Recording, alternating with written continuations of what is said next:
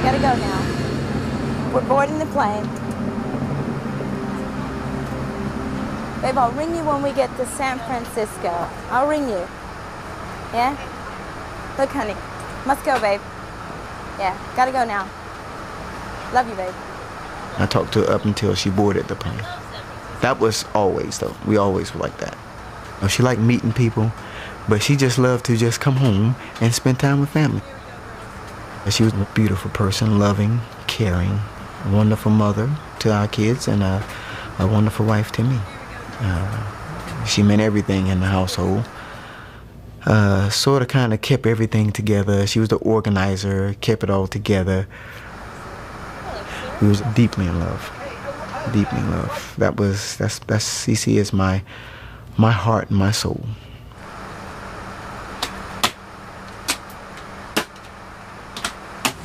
Hey Leroy, what about breakfast? When do you want breakfast? When you're ready. Okay, about maybe 30 minutes out. Okay. Okay.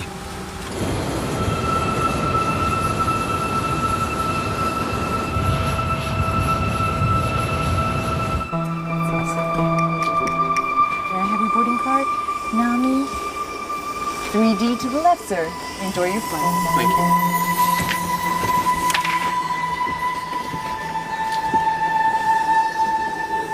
Good morning, sir. Mr.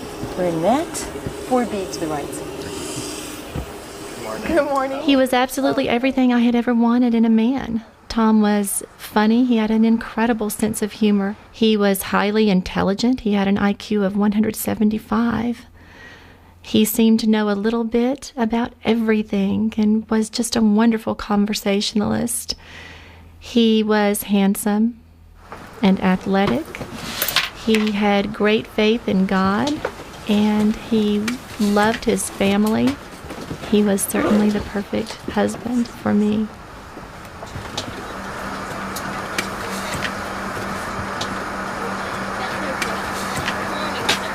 Sandy was just a great flight attendant and a great person overall. She just loved it, you know, and that's one reason she was hesitant to quit, because I kept prompting her to give it up since we had the kids.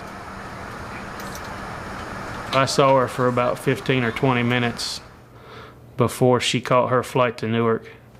And unfortunately, we were a little bit snippy with each other because I was upset she was going to work, and she was upset that I didn't understand why she was going to work. And she said, well, I'll be home day after tomorrow. And I said, okay. And the flights to Newark were all delayed or canceled, so she sat down in Charlotte for, I think, 6 or 7 hours. And I called her every hour just saying, sweetheart, just get on a flight and come home. Just get on a flight and come home. You know, I'll pay you the $200 you're going to make for the trip. Just get on the flight and come home. No, no, no. She was just beautiful, friendly, outgoing, vivacious, warm, loving. I mean, there's so much I could say about Sandy. She's a wonderful woman.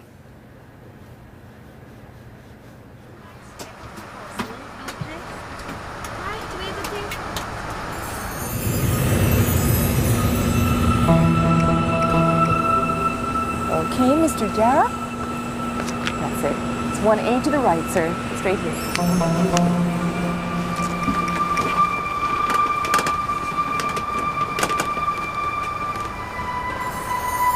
Zia Jarrah told me he was a pilot. I referred to him how kamikaze pilots would focus to be able to conquer something and not doubt themselves. Again, not knowing at the time that basically that's what he was.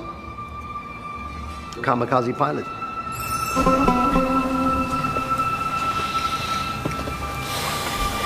My background is 8 black belts, 4 master's degrees.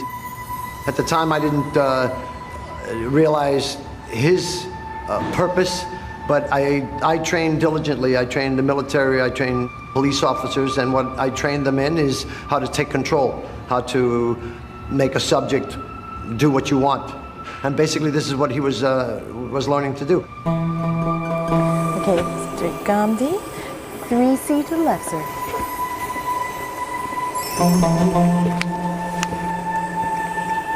Al-Haznawi. Al-Haznawi. Yes, sir. That's 6A to the right, sir. Just along here. Have a good flight, sir.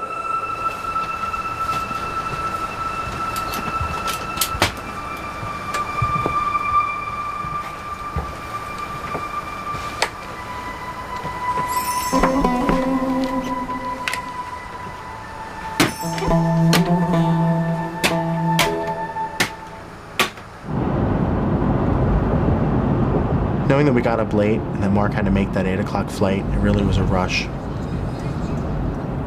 We exited off the highway into the airport complex. I pulled in the curb, the door opened, Mark jumped out of the front seat. He, gave me a quick hug and a kiss, threw the seat forward, pulled his canvas rugby bag out of the back seat, threw it over his shoulder, closed the door, gave me a quick wave, and walked through the automatic doors, and he was gone. Hi there, Mr. Bingham. It's okay. That's fine. It's 4C to your left.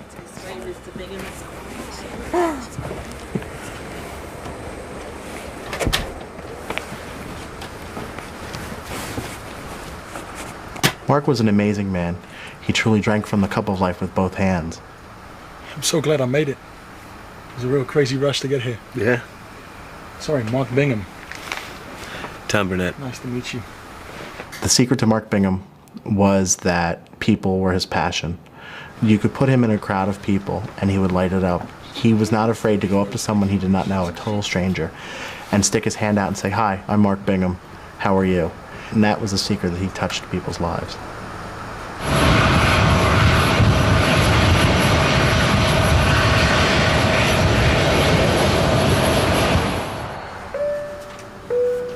Good morning, this is Jason Dahl, your captain speaking. We have a traffic jam this morning. We are in a queue for takeoff. Please remain seated and keep your seatbelts buckled up, and we will hopefully be cleared off for takeoff shortly.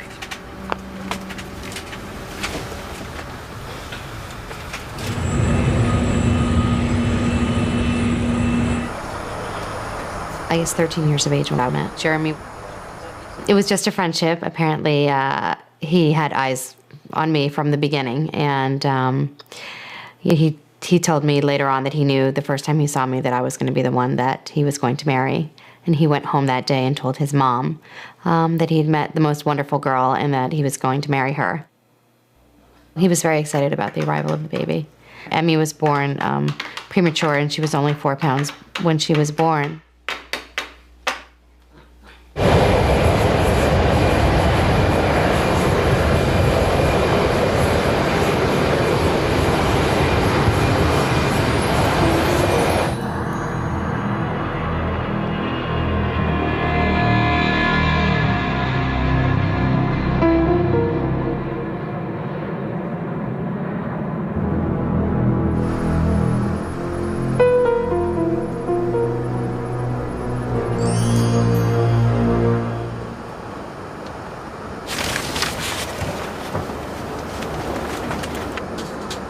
Debbie was the purser on that flight, Flight 93. That's the head flight attendant.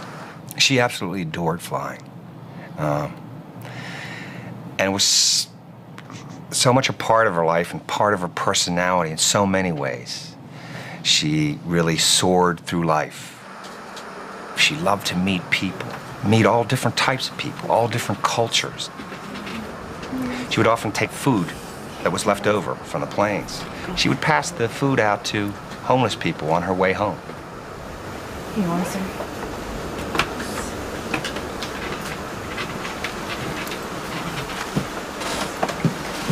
It was that night of September 10th when things really came together. Mark said, "So how do we make this relationship more exclusive? So it's just us." And I just froze dead in my tracks. It's what I always wanted to hear. And it scared me. It was the words I wanted to hear. I truly was falling in love with Mark, and I wanted to be with him. Mark told me in August of '91, when he was 21 years old, that he was gay. I was dumbfounded. I had no idea. I have to say that I was pretty ignorant about gay issues, and I was even vaguely anti-gay.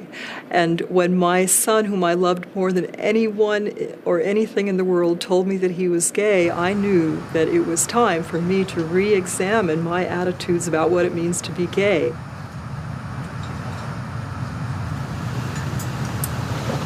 think I'm not very hungry. I was running over so quickly to get here. Come on. We get lunch last night. Thanks.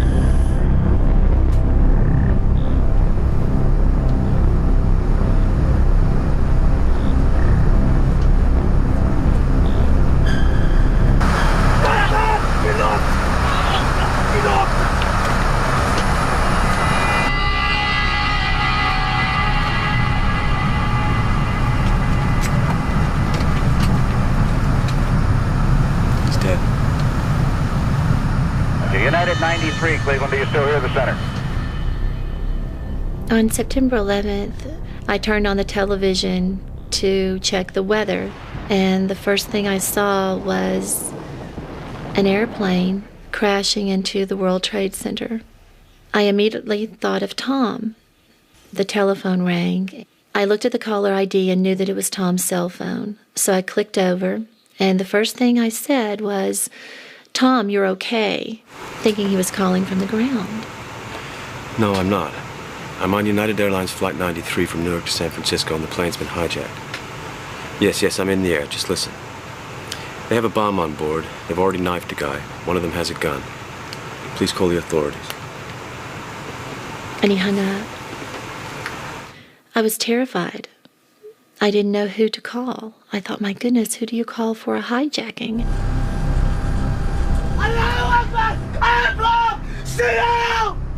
I reached for a phone book and started flipping through the blue pages trying to find a government official's number. And I thought, okay, I don't have time to do this.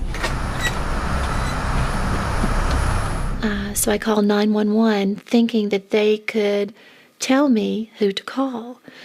And my first thought was, they're going to think I'm a lunatic. And they transferred me to a couple of different people.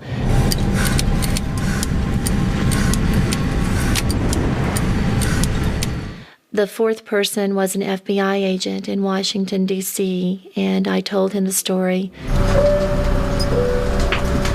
Ladies and gentlemen, here it is the captain. Please sit down. What was that?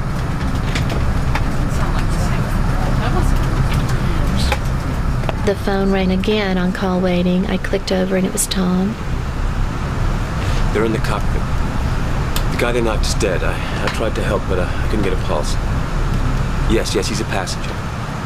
I then told him about both towers of the World Trade Center being hit, and he relayed that information to the people around him. Oh my God, it's a suicide mission. They've hit the World Trade Center. Okay, tell me everything you can. What were the planes like that crashed into the World Trade Center? Were they commercial planes? I told him that several airplanes were being hijacked up and down the East Coast, that they had all originated on the East Coast. How many planes? There were definitely 2 planes. But what airlines? What time did this happen? Who are these hijackers? Where are they from? Do we know who's involved? At one point, I asked Tom if he could tell where he was. Wait a moment. I can't tell. I can see a field.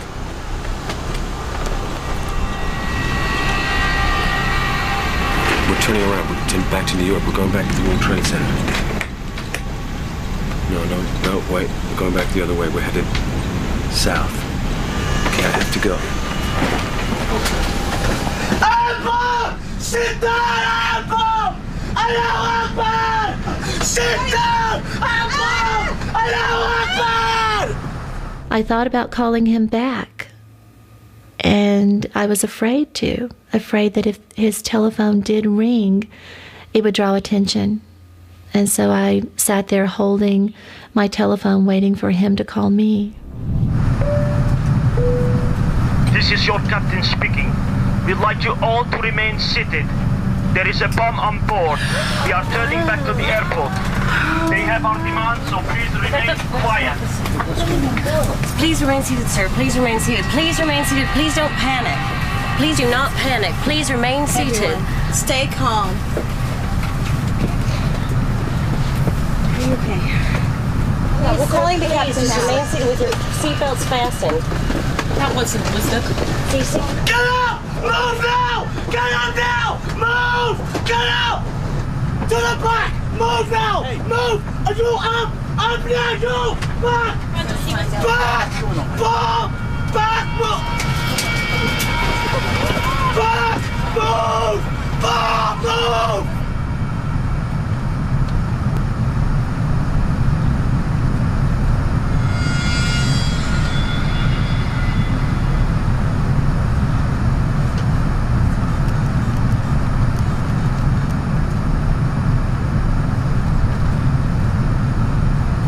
Yeah. No, it's not good. There's bad men in the plane and they say they have a bomb. Let me talk to Liz, yeah? Lizzie?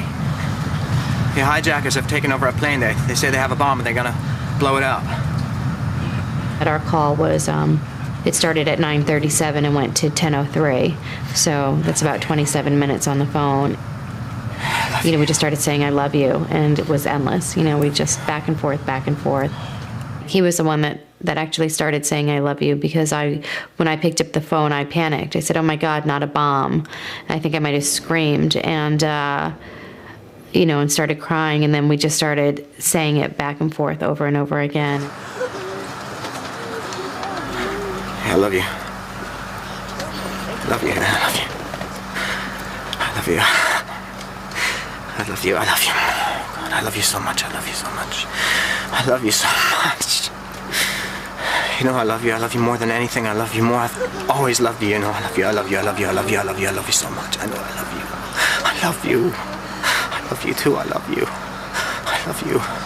You know I've always loved you. I loved you from the first moment I saw you. I love you. I miss you. I love you so much. Baby, I love you. It was just, I think, a intense pouring out of emotions. It allowed us to really kind of calm ourselves. It was so important for us to be incredibly strong for the other at that time. I love you. I love you. Mentally, I was strong. Physically, I can remember holding the phone because my arms were, I was shaking violently.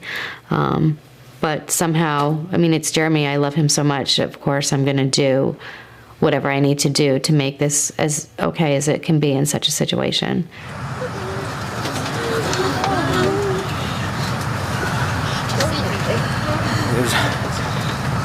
There's three of them. They're Arab looking, Iranian possibly. They've got red headbands on. One of them is standing in the aisle. He's got a sash with a red bag around his waist. It says there's a bomb in it. They forced us to the back of the plane. I'm sitting in the last row. We don't know what's going to happen.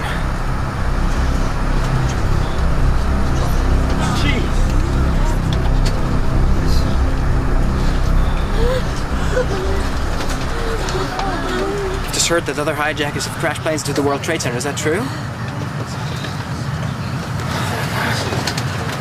Oh my God. You think that's what they're going to do to our plane, honey? Huh?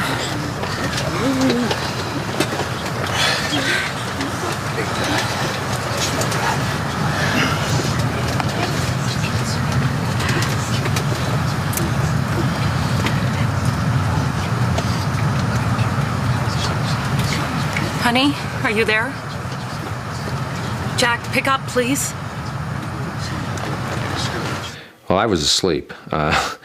We turned the ringer on the phone off and the telephone upstairs because of the time zone differences. Be it family or friends, when it's 9 o'clock in New York and it's really 6 a.m. on the West Coast. So I never heard the phone. Honey, are you there? Jack, pick up, please.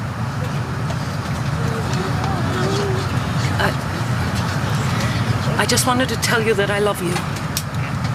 We're having a little problem with the plane. She stopped herself a couple of times when she started to say I or I'll, meaning she wanted to say I'll call you later or I will call you back. And I think she sensed that maybe that wouldn't be possible, so she stopped herself. I just love you very, very much. I'm fine, totally fine for now. I just wanted to tell you I love you. There's just a little problem with the plane. I'm comfortable and okay for now. Just a little problem. Please tell my family I love them. Love you. Goodbye. The first message was Lauren saying that she was catching the earlier flight, that she'll be home at such and such time, and that she looked forward to seeing me. And then the second message was the message from the airplanes. I pretty much, when I heard her second message, dropped to my knees and wailed. I knew that there was probably a good chance that her plane had either crashed or was about to crash or would be crashed. She was just so calm and courageous.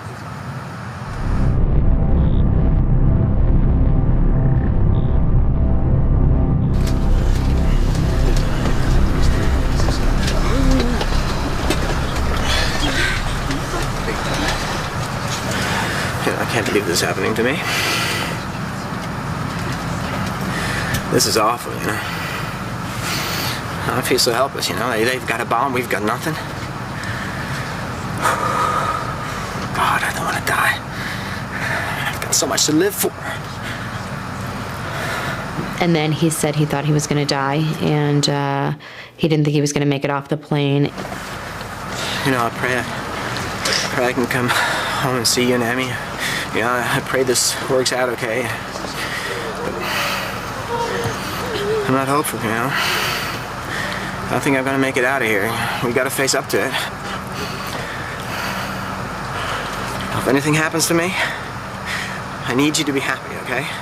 You know, he's just telling me to be happy for the rest of my life. And if he didn't make it, he needed Emerson and I to be happy in our lives, that the most important thing was for my happiness, and that he would respect any decisions that I made going forward in life, and to let Emerson know how much he loved her. And, and I was not thinking about that something bad was going to happen to him. So, you know, I said, nothing bad's going to happen. You have to be strong. I said, you know, be brave, put a picture of Emmy and I in your head, and just pray.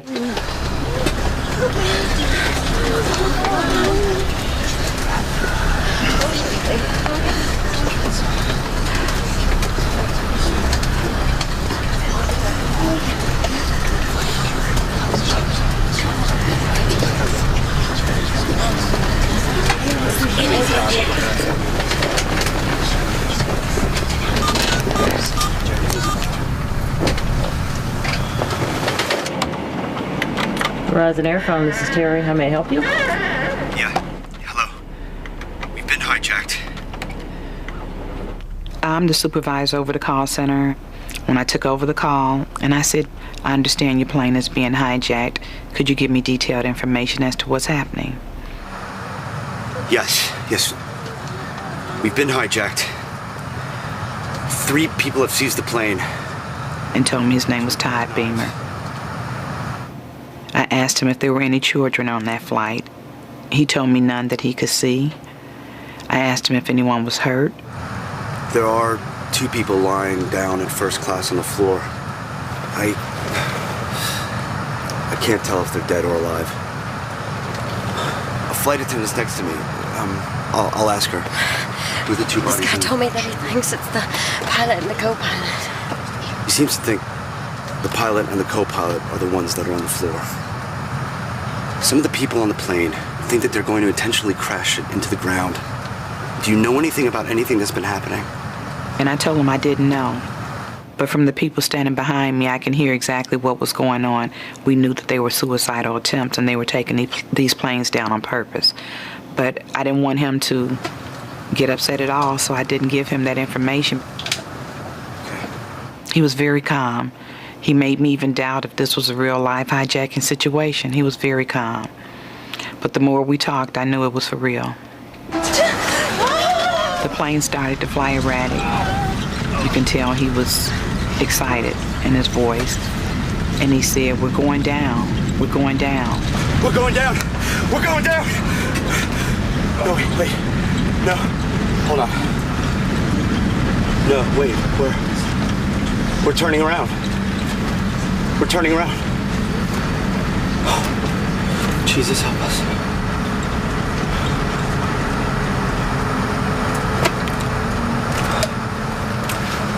I think we're okay now, yeah.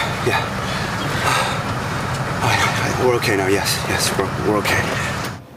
And I asked him if he wanted to speak to his wife, if he wanted me to connect him. No, I can't. I mustn't stress her out. She's pregnant. And she's going to have our 3rd baby in January. But for any reason, if he didn't make it off that plane, would I call her and let her know and his family how much he loved them? And I told him I would. Mom? It's Mark Bingham. I just want to tell you that I love you. I could tell from that he was working to keep composure and calmness in his voice and being businesslike, and had sort of lost track of the fact that he was talking to his mom for a second. But he knew that he was in dire straits and he was making a call essentially to say goodbye. And he said, "I just want to tell you that I love you. I'm on a flight from Newark to San Francisco, and there are 3 guys who've taken over the plane, and they say they have a bomb." You believe me, don't you, Mom? And I said, "Yes, Mark, I believe you. Who are those guys?" I asked the question again, and I didn't get a response from him. The airphone was disconnected. In some ways, I'm grateful that I didn't have more time to speak to my son on the phone, because the last thing that he would have needed was a big emotional load of fear and uncertainty on the part of his mother.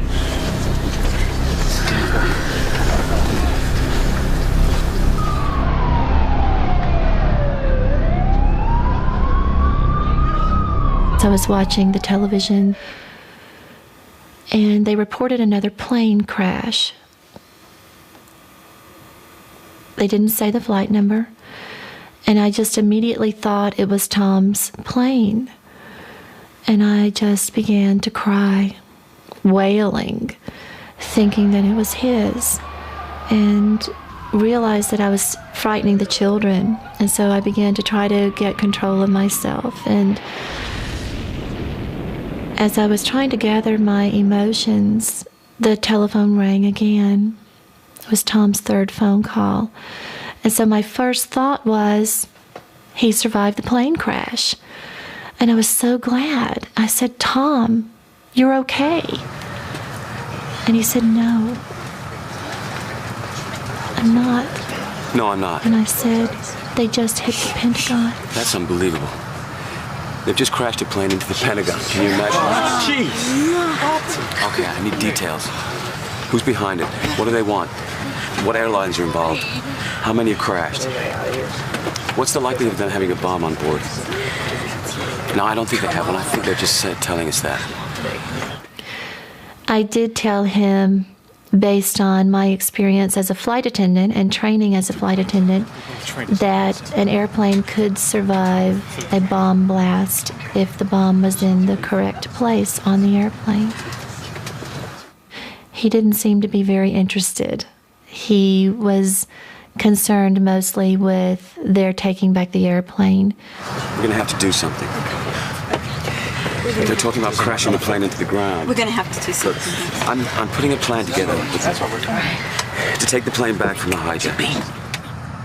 I asked who was helping him, and he said a lot of people. Different people. Several people. There's a group of us. We're going to think about this. We're going to do something. Something's going to happen. Come on, guys. He told me not to worry. I was very worried. But he was also very good at instilling in me the confidence that he had everything under control. I knew that Tom could do anything. And I really believed that morning that he was capable of handling the situation aboard that plane. I thought he would be home that night. I expected him to be home that night. And more importantly, he expected to be home that night. In case I don't see you again.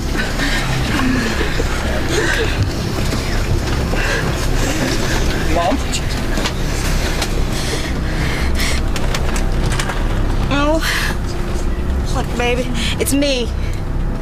Our plane has been hijacked. It's Flight 93. There are 3 hijackers with knives. At least 2 people have been killed. These guys are Arab-looking. I love you, babe. You tell the kids I love them too. I love you. I pray the Lord God protects us all. And I hope I see your face again.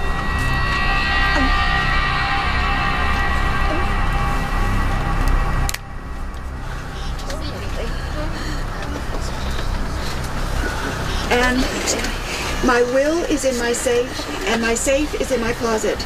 And if you go in there, the combination is 633663.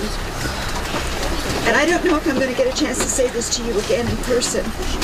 I hope so. But I really love you, Els. And I'm really going to miss you. We'll be towards you. Goodbye.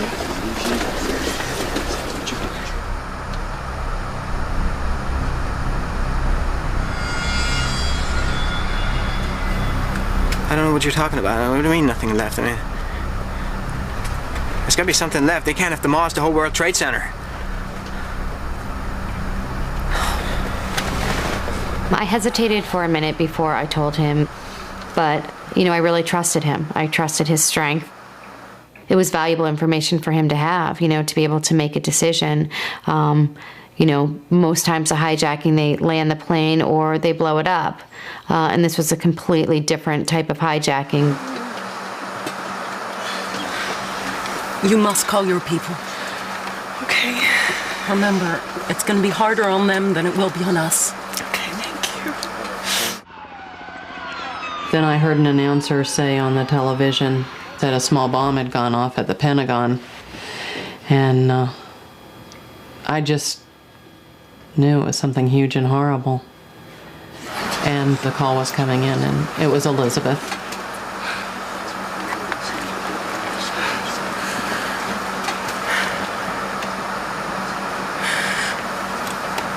Hi, Mom. We're being hijacked, and I'm calling to tell you that I love you and say goodbye. It was a horrifying moment. Fortunately, I had been watching on that little TV, so I had some mental preparation. And I was able to be unselfish instead of just crying and thinking about myself and, wanting to cling to her. I was able to love her, and help her become peaceful with the inevitable. The only way I could tell she was agitated is she had shallow breathing at the beginning of the phone call. It was real short and choppy, and I wanted to help calm her down. And so I said, look, Elizabeth, I've got my arms around you, and I love you. Let's just be together here. I can feel your arms around me, and I love you too. So I said, let's just look out the window at the beautiful blue sky and take some deep breaths together.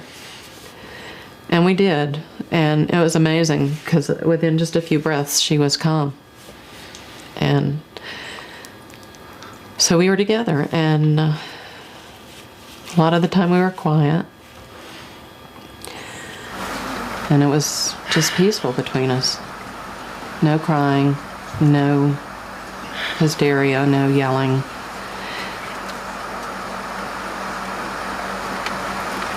Gosh, I'm not even talking.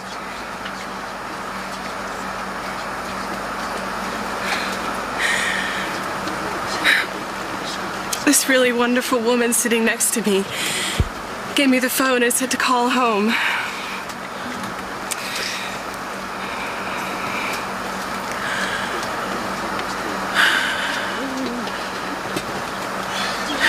Do you know what's happening?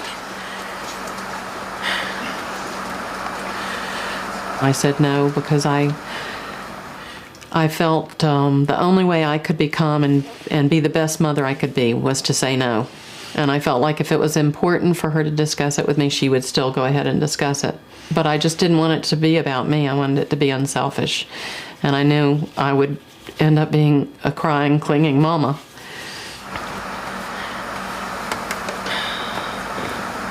Mom, it hurts me that this is going to be harder on you all than it is on me. And I think that's a perfect example of Elizabeth's unselfishness, that in the midst of all of that, she could be thinking about the impact of it on us. Give my love to Tom and Sarah. I don't know how they're going to cope. Tell them that I love them.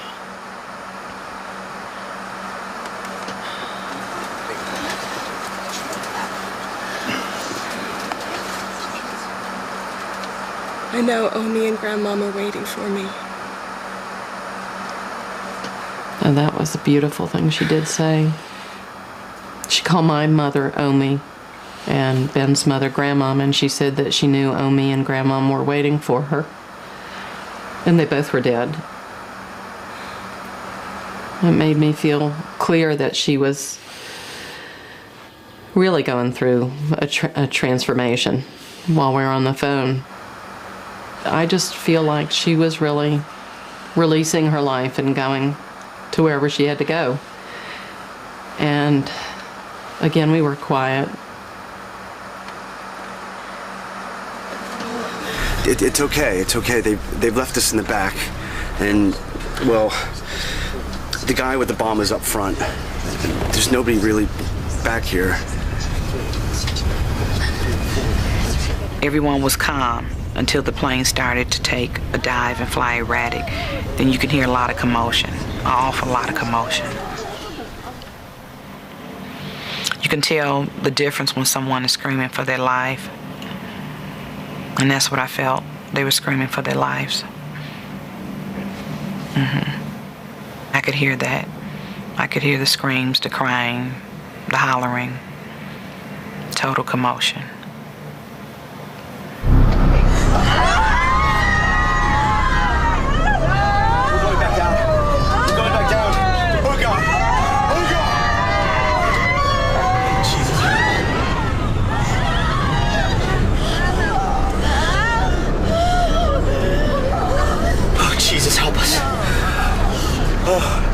No, wait.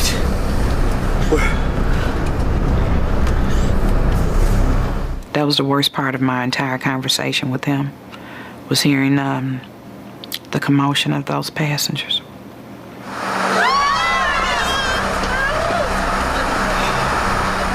I hear their voices often.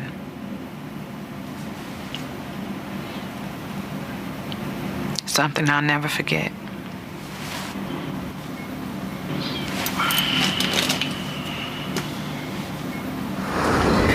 Have you heard what's going on, Phil? My flight's just been hijacked by 3 guys with knives. I'm like, what? She said, yeah, my flight's just been hijacked by 3 guys with knives. I saw one of them sitting in the last row, first class. They've got red bandanas on their head and they're Islamic-looking people. We're in the back galley here, boiling water ready to throw on them. Do you have any ideas? Do you have any ideas to help us? And I was like stunned. I couldn't believe it.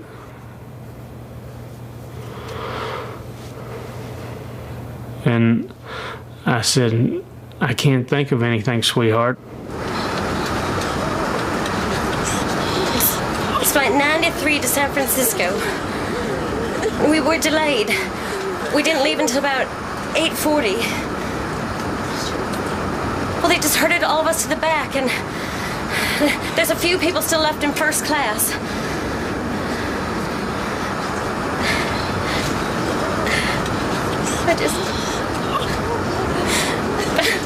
I just wish I'd listened to you and not taken this flight.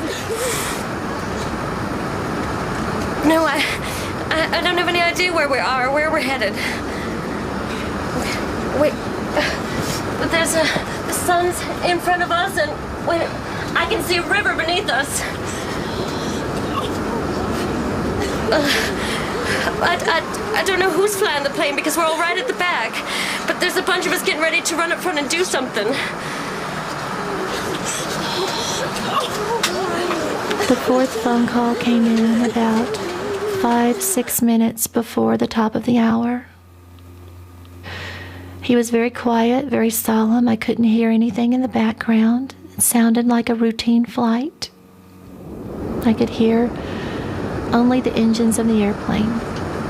Is there anything else you can tell us? Anything? We're gonna take them on. We're gonna do something. We're waiting till we're over a rural area, and then we're gonna take back the airplane. I think we can do it. Don't worry, we're gonna do something. It frightened me terribly, and I pretty much yelled into the telephone for him to sit down, be still and be quiet and not draw attention to himself. And he yelled back and he said no. No, we're gonna have to do something. The words that I said to him were the exact words that had been drilled into me in flight attendant training years prior. And when they came out of my mouth, I immediately knew it was the wrong thing to say. And then, of course, to have him yell back at me, I really knew it was the wrong thing to say. But I couldn't help it. I was so afraid for him. And I wanted to help. And that's what I had been told, so I wanted to pass it on. But I am so very glad he did not take my advice. He rarely did.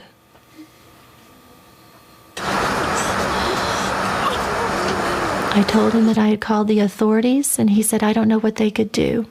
It's up to us now. I think we can do it. How are the children? Are they okay? I told him that the children wanted to talk to him. Tell him I'll talk to them later. I told him about his parents, that they knew his plane had been hijacked. And he scolded me. Well, you shouldn't have worried my parents. How are they doing? I told him that I loved him and asked if there was anything else I could do.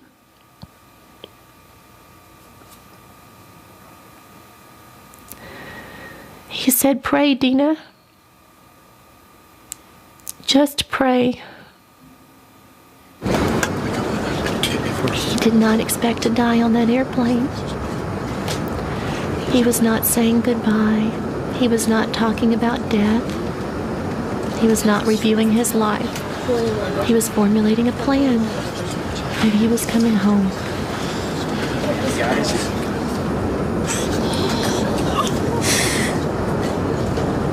Babe. Babe, listen. My plane has been hijacked. I just answered the phone, you know, like I normally do. Hello, babe, how you doing? And she said, babe, you need to listen. My plane has been hijacked, you know, and I said, stop joking. No, it's not a joke. I'm not joking. You need to listen. And my plane has been hijacked. And I don't know what's gonna happen. I'm calling to tell you that I love you. And I want you to tell the boys that I love them. Because I don't know if I'm gonna see your face again. And I'm like, what do you mean you don't know you'll see our face again? I said, at that point, I didn't know. I asked her what it means. She said, just listen. She said, I love you. You know, she just went on expressing her love for me and her love for the kids. I love you. And you've made me so happy. I love you. And just tell him I love him. Just tell him I love him. No guns, no. Not that we've seen any, no. Certainly no machine guns, just knives. Don't know how these guys get on board with what they have. They're smaller than many of us. I mean, we got some pretty heavy guys here. You think it's a good You think it's a good idea?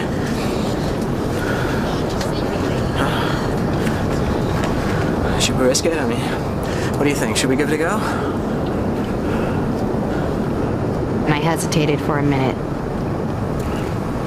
You know, I remember thinking in my mind, say I give him the wrong information and, you know, it causes him to die or something like that. And there really wasn't a lot of time. You know, there really wasn't another option after seeing what I had seen in New York.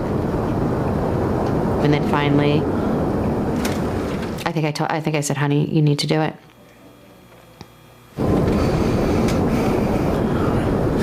Always got my plastic butter knife for breakfast, huh? Look, please, do you mind? Would you help me? Will you say the Lord's Prayer with me? But I didn't hesitate to recite it with him. Our Father, who art in heaven, hallowed be thy name. Thy kingdom come, thy will be done.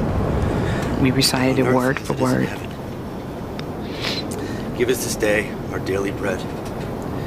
We did it in a calm voice. We did it together, very calmly.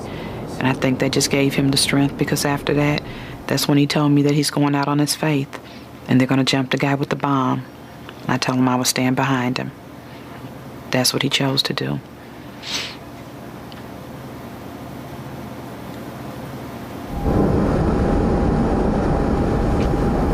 Phil, be sure and raise the kids right. And tell them I love them. And give them a big hug from me. Well, hopefully I will be back soon, love, but...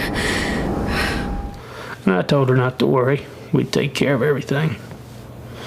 She'd be okay.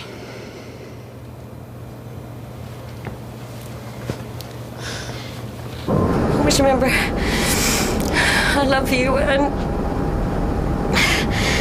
I've been so happy with you. I love you too.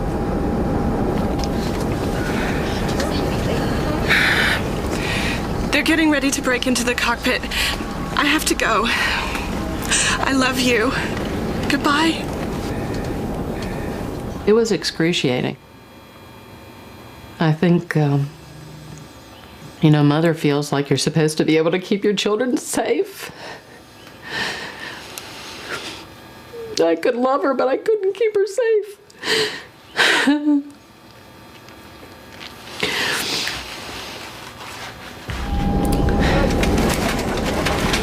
We're trying to jump the hijacker with a bomb. I'm taking a vote. You guys gonna do it? Yeah. All of us? We have to. Yeah? Yes. Well, we should do it now then. I'm gonna give it a shot. Listen, I'm gonna leave the phone right here, yeah? I'll be right back. I love you. So Jeremy said his goodbyes to Liz, and at the end she said, he said he'll be back, you take the phone, and she couldn't listen anymore. So I took the phone, and it was probably 45 seconds of silence. Oh God, please help us. Help us. I love you, I love you, I love you. And we said a prayer, and then I can just hear the commotion in the background. I can hear the passengers screaming, and she was just, and at that point she was saying they're getting ready to do it. They're getting ready to do it, babe. Babe, I love you. They're getting ready. They're getting ready to do it.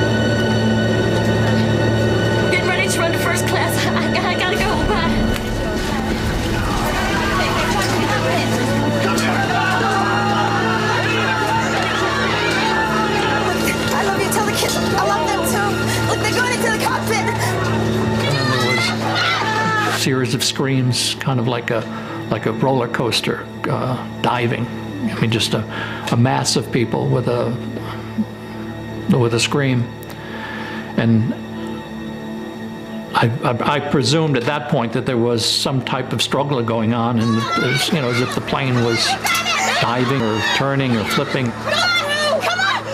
The plane's going down! Look at it!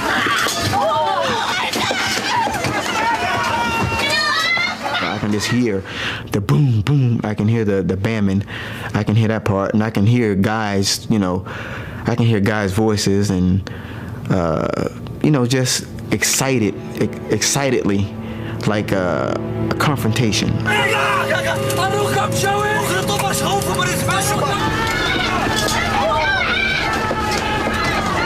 I'm hoping that Jeremy or someone's going to come back and say, we got them or something. And I just heard me and her. And besides the screaming that I heard, and then she screamed and we got disconnected because that was the last thing I've heard. That's when there was the second set of screams, which probably occurred seconds before the plane crashed. Then nothing. At the time, it was kind of so terrible I didn't want to share it. I mean, I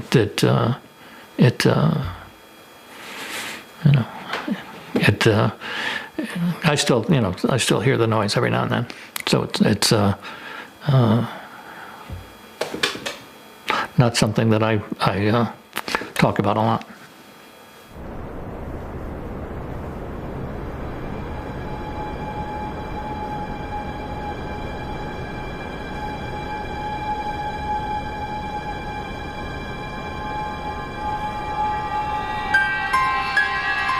They did what they had to do to make sure that that plane didn't reach its destination. Brave, very brave.